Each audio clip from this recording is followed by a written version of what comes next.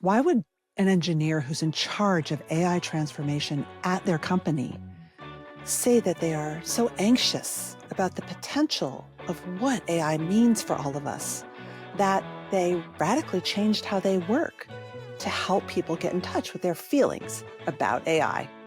I'm Morra Aarons-Mele, and this is The Anxious Achiever, the show that looks at the intersection of mental health and leadership and work and asks, how can we do it all better?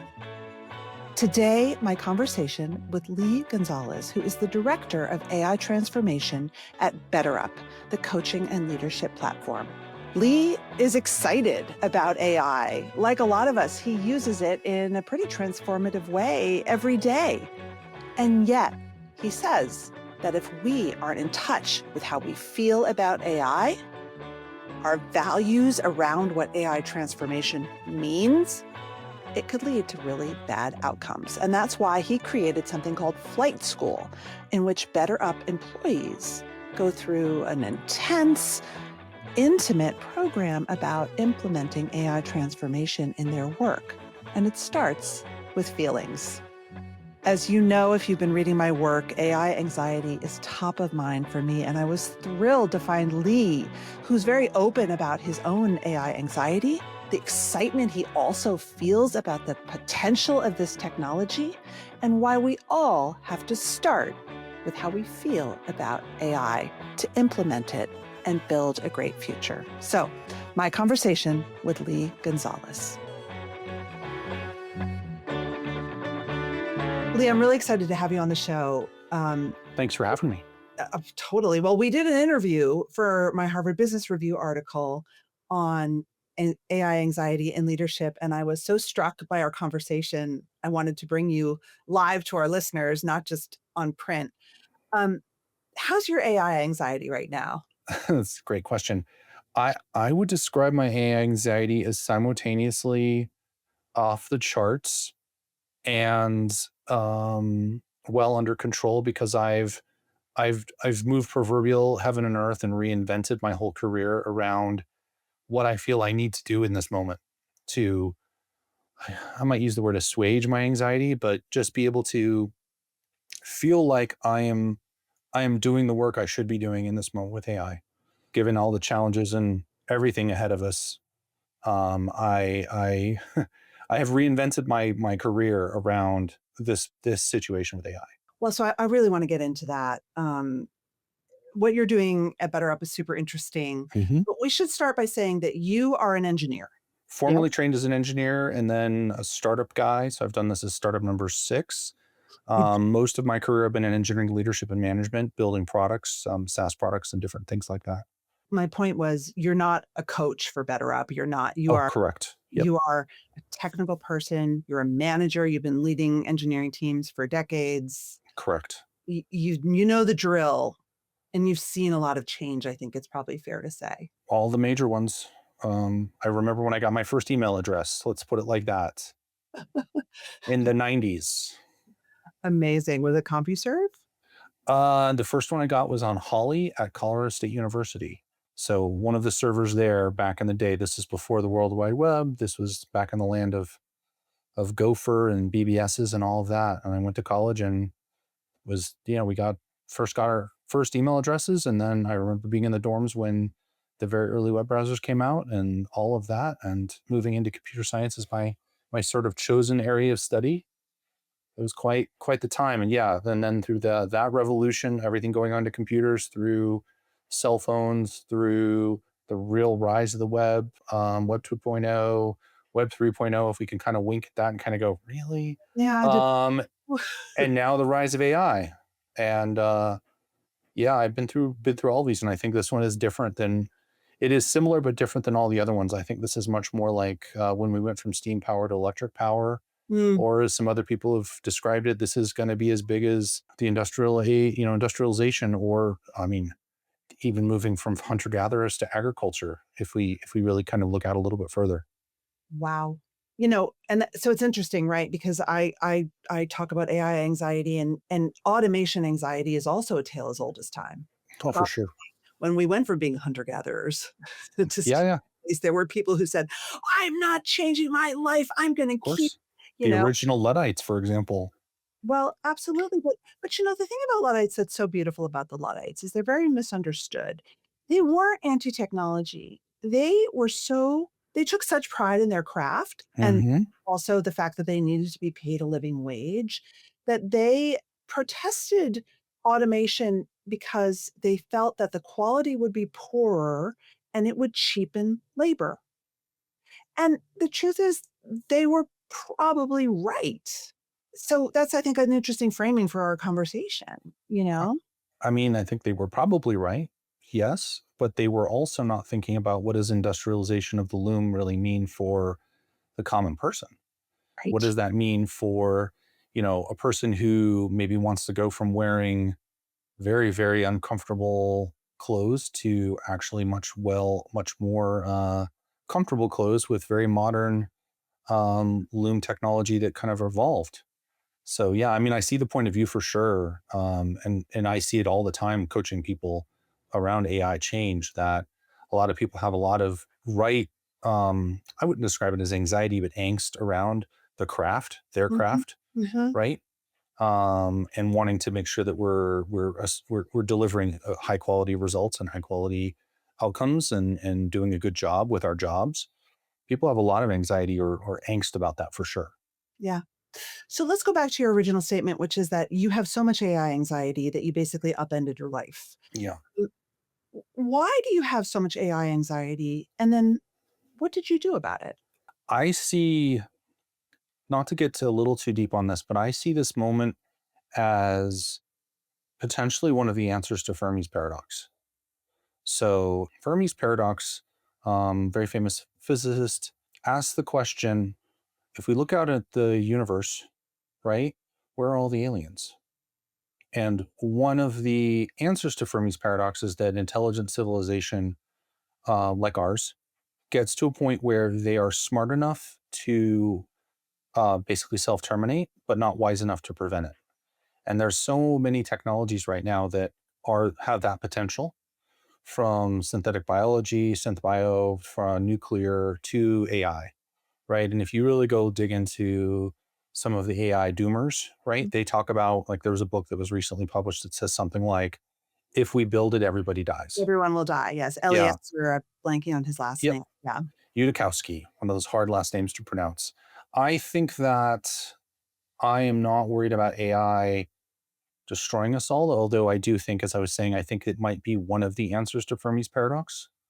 That if you go down the road that we are going down right now, which is, it is a national security concern, like who's going to build the first super smart AI, right? An ASI, artificial superintelligence. That is a national security concern. We're in a race with China right now. That's sort of the big picture if you look at it. But the narrower picture simply is, what's going to happen to society if we continue to go down the road of essentially a technology that will really create a lot of capability in the hands of very few, and will continue to drive wealth inequality, will continue to create more haves and have-nots. And that really, I see that as a civilizational threat. Maybe not necessarily like, oh, we're gonna all humans are gonna die or anything, but I don't like the futures that I see coming up, and I really want to do something about it. And when I say futures, I mean, does it make sense to have a kind of concentration of power that we might get that could result from what's happening with AI right now? No, I don't want to live that future. I don't want that for my kids. So I've set a course for myself that is, I want to raise the global level of AI literacy, fluency, and proficiency to the best of my ability so that we'll have more informed citizens so they can be empowered with AI, Mhm. use it to live better lives, use it to do better work, but also be informed citizens to truly understand this moment, and to encourage people from not putting their head in the sand, not hating on it, not ignoring it, using it to, as I said, live better lives. So I've created a whole training program around this and created a whole movement within my company. And I do some of this on the side as well, because I really want there to be more people in the world who can make smart decisions about AI. And we're not there. So the term that you use is pilot, Yeah. right? Sort of going from passenger to pilot, Yep. which implies that we have agency. Well, that's the number one mindset you need to have to thrive with AI. Why? Well, there's two. I could go in depth on this, but the simple answer is, our at BetterUp we have studied the science of performance in great depth, Mhm. and we have a labs team that look to figure out what are the mindsets, what are the traits, what are the behaviors that determine whether or not a person will thrive in this moment of AI. And they identified two big ones. The first one was a strong sense of agency, with particular agency around AI. Do I feel like I can make use of this technology to do the things I want to do in my life? And then the second one is optimism.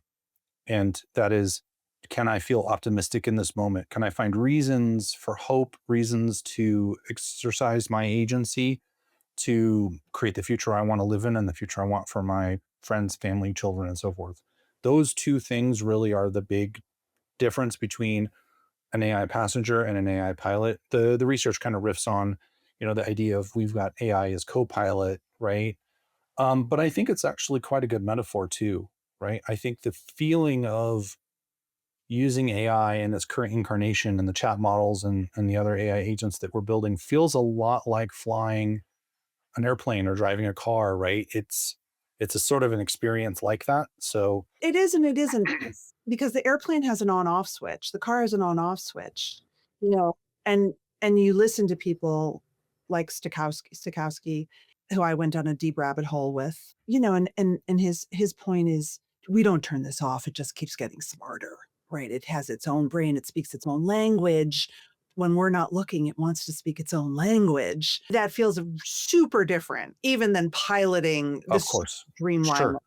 And so I guess my question is agency, it's a powerful mindset. It's Hmm. powerful in many pieces of our lives. Is it a helpful illusion when it comes to AI? It's a good question. Is it a helpful illusion? I would put forward the argument that most certainly it is in a way, Yeah. right? There's a there. Um, I would also say that from the perspective of the people who I've seen move from passenger to pilot, when they embrace their agency and embrace their optimism, there's a real reduction in fear. Mhm. And there's a real increase in their lived experience that I can actually use this technology to do the things that I want to do, to live the life I want to live. I also think there's a light bulb moment where they sort of go, oh, I really do need to pay attention to this. This is a thing I should call my congressman about. This is the sort of thing I need to be thinking about with regard to where I work, how I craft my career, and so forth. So, is there an illusion in the sense that no one person is going to stop this train? Like, that's impossible. I think what I'm looking for is to create a movement of people who are literate and fluent with this technology so that they can say, this is what I want. This Yes. is the future I want. Yes. And all of us together actively seeking to build that future, holding our institutions accountable to the degree that we can, is what I'm aiming to do. So tell us about your work at BetterUp. Tell us the improvements, the measures that you took. Tell Yeah. us. So we're almost at a year now. During my time at BetterUp, and I've been at the company for about 3 years, starting coming up on this coming February. I started at BetterUp right around the time when ChatGPT kind of came out, and I've been playing with the technology beforehand too, before ChatGPT. And what I really realized is this is different. Like, Good. this is going to change everything. And so I started really just being the person who was saying, we've got to get on this technology. We have to figure it out. We have to learn how to teach people within the company. How do we do this? And so over time, I created different enablement programs and training programs, kind of just off the side of my desk, Mhm. just as sort of part-time nights and weekends. Then last October, my boss came to me and said, "Hey, we want to hire a person to really help lead the charge in the R&D organization to transform the company." And I said, "Oh, that sounds great. What are you thinking?" And he's like, "Well, we think you should do it." And I was like, "That's great. That's what I want to do." Concurrent with that, I said, "But I'm also going to I'm going to keep doing what I'm doing, which is enable everybody at the company." And so at that time, I kind of took something that was an immature program and turned it into what I call AI Flight School. And AI Flight School's mission is really to help people make that transition from passenger to pilot Mhm. and meet people where they're at in terms of their mindsets and their skill sets with regard to AI. And so what it's grown into is a 6-week program. Depending on the flavor of it, we'll make it an hour a week or 90 minutes per week. There's a bunch of homework that you do. And then there's a lot that we do in synchronously on video. So BetterUp's a remote company, so everybody, we really meet on video. And we have a set of group cohorts that flow through that session. So people are able to get together virtually and talk about where they're at with AI. The way I would describe it is flight school is about 70% helping people change their mindset, helping people do collective sense making. And Mm. then there's about 30% skill building around prompt engineering, context engineering, how you use the tools to augment with AI, to automate with AI. We cover those different flavors for Claude and ChatGPT, which are the two tools we mainly use in-house. And it has been really astonishing, the results. I clock it at about 70 to 80% of the people who go through the program successfully transition from passenger to pilot. Like the mindset, you have a measure for it? We do. So we do a series of assessments pre and post. So they're self-reported assessments. I want to say it's a 12 or 16 question battery. Mhm. And there's a handful of things that we look for in that battery. The one that I think is most interesting with regard to change is we'll see a 22% to 25% lift in people's propensity to reimagine their work with AI. And we'll see a similar lift during the sort of across the program from the start to the end in a lift in people being willing to share their wins publicly, wins and losses. So a big part of this transition is people need to reimagine their work Mhm. from sort of almost first principles with AI. And then they also need to share what they're learning, both good and bad, right? Their wins and their losses. And so we have a series of Slack channels internally, and I've seen over time more and more people sharing. I tried to use AI for this. I tried to use AI for that. It worked. It didn't work. That collective learning and sense making is so critical. And Yeah. so seeing that shift in people's behavior, the 22% to 25% of the cohorts makes it is what we want to see. And there's a whole set of other things that we measure around people's agency, their optimism, how they view the technology. And we see 10 to 20% lifts in that as well. Okay. So that's great. But the piece that I want to get to is that you sort of start with feelings. Oh yeah, feelings and psychological safety. So tell us why and tell us how. The most important thing that we establish in the first session is we establish agreements that we're going to have a psychologically safe space Mhm. where people can express their fears, their concerns, their excitement, where they can feel comfortable talking about their anger, their grief, right? Where they can feel safe to say something like, I hate AI. I'm so upset that this is happening. Or people can say, I love it. I use it all the time for the different examples are just huge, like so many different examples of how people use AI now. But we want to create that space so people can feel comfortable doing the hard work, this sort of inner work, as we might say, that leads them to a place where they can actually approach this technology and say, understand it Yeah. and think, what does this mean for me? What does this mean for my friends, my family, so on and so forth? So we create that space so people can have their feelings and do that. I really like the phrase collective sense making. And I think there's not a, I think you have to You know, create that space. what if you still hate it after this? What if you're still angry? What if you still feel grief? So I think that's okay, right? I don't have an expectation that people are going to feel a certain way about this. But what I have an expectation on is that they're going to face reality, Hmm. right? That they're going to look at the current situation and say, genie's not going back in the bottle. You're on the train, you're on the boat, whatever metaphor you want to use, whether you like it or not. This is going to challenge you, your career, the way you've made your way in the world up to this point. This is going to change the world of work radically. And the only choice we have mainly as professionals, as people, is how we react to it and how we think about it. Whew. Therein lies our agency. Therein lies our agency. And that shift, we try and establish in the first 2 sessions. And then we really try to move people's reactions from a fear-based reaction, right? Of take it away from I hate it, because that tends to occlude a person's ability to really see the reality. We really try and get them to look at this and say, look, if this is going to happen, it is. You only have the ability to react, to sort of change, to grow. So instead of being a fear based response, let's actually change it from you're running away from something to you're running to something. Let's look at the positives that you're going to get. What's the drudgery you can automate? What are the parts of your job that you don't like that you can hand to AI thoughtfully and carefully, right? And we have a whole program around how to actually break up people's jobs into tasks and look at them as value streams, and then really critically assess, where should AI go? Where should it not go? Mm. What do you get as value out of the work that you're doing from a couple of different lenses? How do you want to bring it in? And then we guide people through that process ultimately to get to, yeah, it's going from a fear response to a response that's more running to something, right? Sort of saying, what you're giving up is this, this, and this, but what are you getting?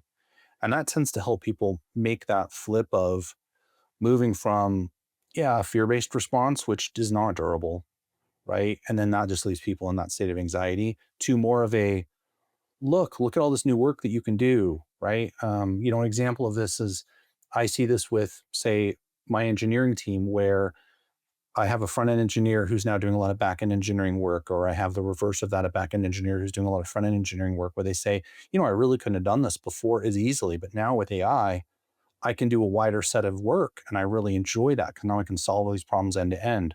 Or if I look at different people across the org and they say things like, wow, you know what?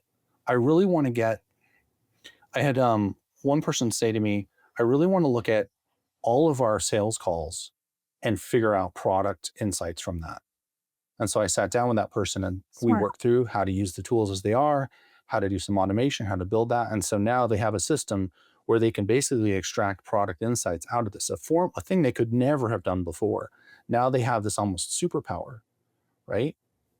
And I see this repeatedly almost every week when I coach and talk to people, where they'll bring something and be like, would it be possible for AI to do this? And I'm like, and we work through it and we're like, yeah, actually, so that thing that was formerly impossible now is possible. And when we begin to create that flywheel for people, if they get to see that, it does change how they view it in a really positive way. Does that make sense? It absolutely makes sense. It's really interesting. I mean, and I think for so many of us, that's the paradox of AI, is Oh yeah. we love it. And I had a colleague, and she's a chief strategy officer, and she said, I never have to look at a blank page again. Like, I have a partner in helping me do work, and Yep. love it. We love Yep. it. Yep. And we worry that it's killing us. I mean, in a way, it's, to me, a little bit, it's like social media. It's like plastic. Yeah. It's in the environment. You're never going to get away from it. What What's it doing to our brains? what would the world be without plastic? Right? Hmm. So I don't know that people feel as positive about social media maybe as they do about AI. I think most people right now kind of hate social media, even while admitting that they couldn't live without it. I, Okay, I, good. yeah, I mean, I think that we're in the process of growing up with social media, and we're in the process of growing up with AI, right? As maturing as people and as a civilization. We're Mm, going through a pretty profound state change. You know, social media, this isn't the first time we've seen this kind of shift with social media. A lot of people that I've read liken the shift in social media to be like what happened when radio came out, mhm, when you went from kind of print newspapers to you get your news or engagement with the wider world over radio. In terms of AI, we're definitely going through a big moment of transformation with AI. I mean, there's been so many studies that have come out around AI being something that reduces people's cognition, mhm. reduces people's like mental capacity. And I 100% see that, right? Your brain's like a muscle. If you don't use it, if you delegate all of this to AI, all of your thinking to AI, which I really worry about with younger people, what's going to be left, right? If you're just like, that is the wrong way to use it, right? I agree with your friend or your colleague that it's a fantastic collaborator, it's a fantastic brainstorming partner, but if you just give it all to AI, you're massively eroding yourself, and you're decreasing the value you bring to work. Yes. And therein lies a big challenge of how to navigate, how to walk that tightrope. But you're but the but see, but the thing that you're saying, though, is that you're also fighting against your essential human nature, which is that our brain loves shortcuts. Oh You yeah, we you are know, inherently lazy for sure. we wouldn't have bad habits if our brain didn't really love them because it makes Yep. us feel better. So, I mean, I think that's a question I have for you as a manager. Like you're bringing up young engineers, Yeah. you know, how do you give them agency and encourage them to use AI creatively and thoughtfully while also, it's really hard to have the self-awareness, the discipline, everything to say, I'm not going to let AI write that memo for me today. That's hard. Yeah. We actually BetterUp Labs had a real banger that they had. So they did AI pilots and passengers. They also did a recent one called AI. They wrote a whole thing on AI work slop, which I think we've all encountered AI work slop, right? It's where you get something from somebody and you're like, AI did this and it didn't do it very well. I don't think, I mean, I've been guilty of that in my excitement, in my pressure, right? Too many things to do, not enough time. I think what we're really talking about though are our values in a way. Mhm. So, better one of our values is craft. And so I would say, coaching a person earlier in their career and talking about their work with AI, I think it really comes down to, are you leaning into your craft? Could you do this job if AI wasn't around? Are you using AI to actually help you grow and get better at your craft? Mhm. Or are you delegating this work to AI in a way that is actually diminishing you? Mhm. And I think that's a conversation that managers have to have with their employees and themselves and their leadership to say, how are we going to ensure that this doesn't degrade our ability to be incredible at what we want to be incredible at? In fact, how can we actually leverage this technology to help us be better? Mhm. And that's part of our growing up right now of how do we actually navigate those waters. And then I know I don't have all the answers, but I think what is required in this moment is that we talk about it, Yeah. hold each other accountable, talk about what our values are. One of the interesting exercises we do in flight school when we help people kind of make sense of this moment is we give them an exercise where they have to dig in and be able to think through what are their values as a professional, what are their values as a person, and what do those values say about how they're going to use AI? So what I've asked people to do is to, again, name their values. Well, first name their emotions. Mm-hmm.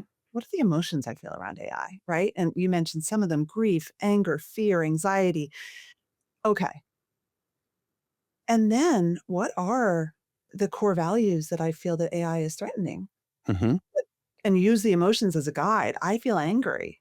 Yeah. What value is at stake there? Well, my craft. I mean, look at Lee. You have a craft.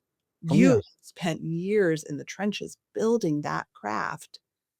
Oh I yeah. And it's cannot believe it's a way, in a way you could say it's threatened. it's totally threatened, right? So that's a core value, is my craft. Okay, great. Then I think it's really important to say your piece. Keep going with your how you bring in values. Yeah. So much of those emotions I think come down to AI challenges people's fundamental identity. And I Yes. think you can't you have to look at that as the real driver of the underlying resistance people have to AI, of the underlying anger they have, the grief they have, and so forth, is that it challenges their identity in addition to their values. Yes. And I mean, this is a real challenge, right? Like, obviously, if you're awake and aware in the world, you understand that AI could and may result in lots of job loss. It could and may result in big layoffs. It is going to create a huge challenge for today's workers to figure out how they thrive in that future state. So yeah, you have to name those values, name those values, name those fears, and then sort of say, how are we going to move forward? In the 50s, Hannah Arendt, I found this incredible quote. She said something like, automation threatens the world's very sense of purposefulness. That's And yeah. for those of us who love our work, Hmm. that really resonates, right? It's like It very much does. my purpose life.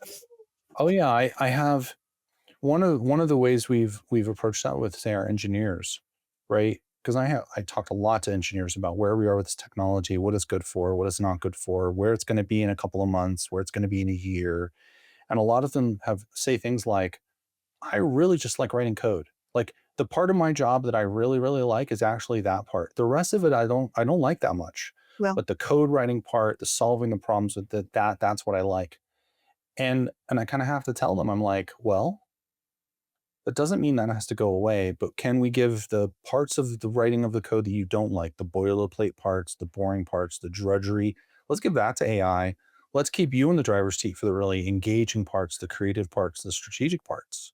But we also have to recognize that progress marches on, and sure. eventually you will be challenged to do that work. The AIs will just be better. And then you're going to be at an even higher level of abstraction. And is that good or bad? I don't know. But Right. boy, they struggle with that. And that's true of like every other profession is going to be facing that same. The chess masters. I think of the chess masters, right? I Oh, mean, the chess masters, but also Go. since you were 3 years old, and then all of a sudden the computer. I think of the AlphaGo moment as well, if you're familiar with that story. No.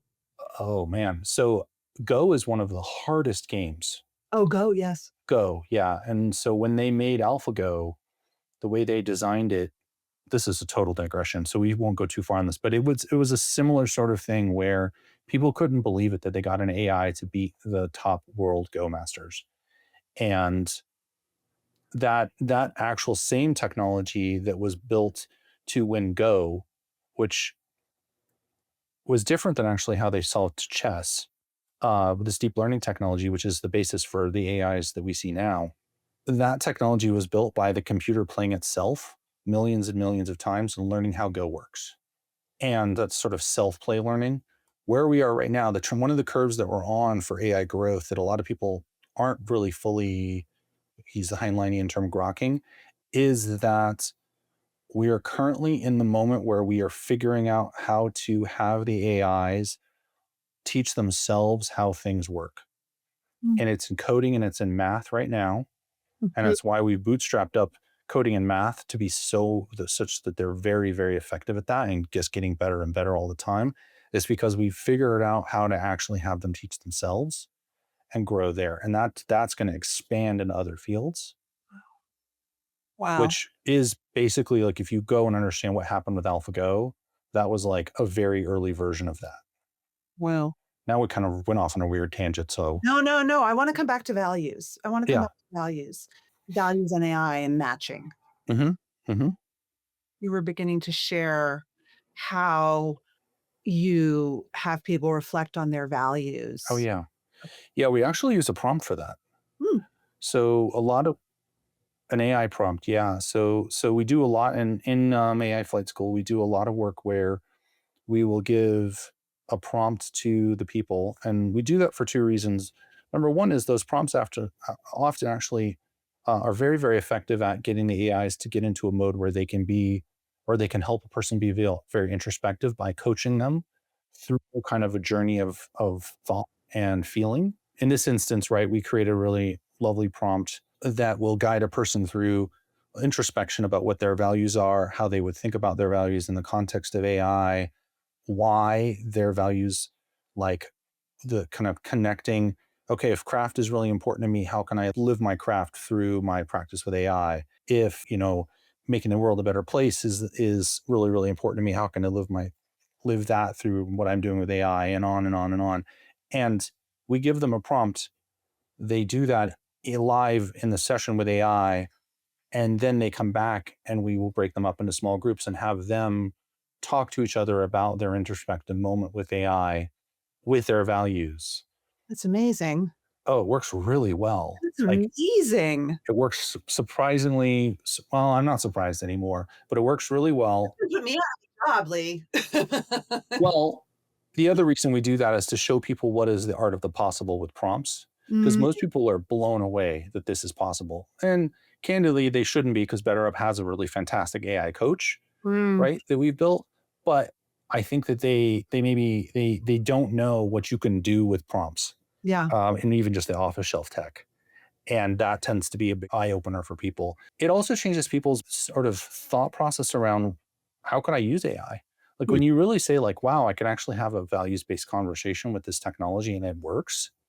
That's usually pretty impressive. But then that takes them to a place where they can then have that collective sense making with their smaller cohorts and go through the, what does this mean for you in terms of your values to move forward with AI?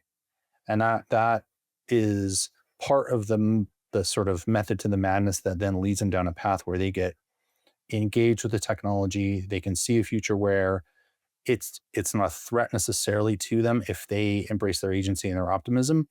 And of course, I tell them, I'm like, you asked me this question earlier, right? Is that sort of, you didn't use the words, but I wouldn't say sort of window dressing on the situation, right? Like, I I think it is and it isn't in a way, right? Like a fear-based response where you put your head in the sand and ignore it or hate it isn't going to do anything to stop it. But a can you actually embrace this technology in a thoughtful way, in a creative way, in a way that honors your values and your humanity? I think we can and we ought to. And that gets people to that place where they're able to do that. That's one of the things anyway. As we close here, what's been your biggest aha moment from what people are taking away from flight school? Not just about AI, but about their own, I'm going to call it sort of self efficacy as a human. Yeah. I I wouldn't say there's maybe I don't know if there's like one single thing, but one of my joys with this process is I do a lot of one-on-one coaching with people. And I'll sit down with a person and they will bring a problem and we will sit through and work through how they can use AI to help them solve something either formerly impossible or something completely new within their world. And I have such a clear memory with one of the people who I coached. She's one of our most delightful people, and she was non technically savvy. She came into flight school being she had a lot of like anxiety and fear about it, and we were able to get her to a place where she could confidently use the technology and then began to lead within her function and team on the technology. She Well, began to sort of really see, wow, I can do a whole set of things I never thought I can do. And she just blossomed with it. And the sort of joy on her face as it clicked for her. And she was like, wait a minute, I can just figure this out and I can just do these things. And I can have the technology help me figure out how to do these things was profound, right? That connection of I don't have to be afraid of it. I can figure it out. I can use it to figure it out. That flip and that change was just so lovely to see. I really describe this technology to people as like when it's used well, it's like an infinite agency machine.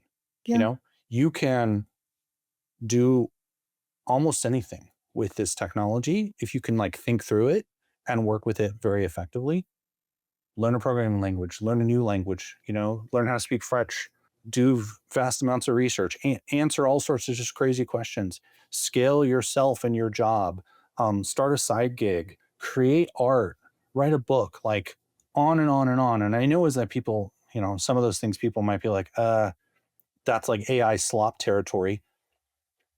It's where it starts, but we're still growing up. Well, that's the thing.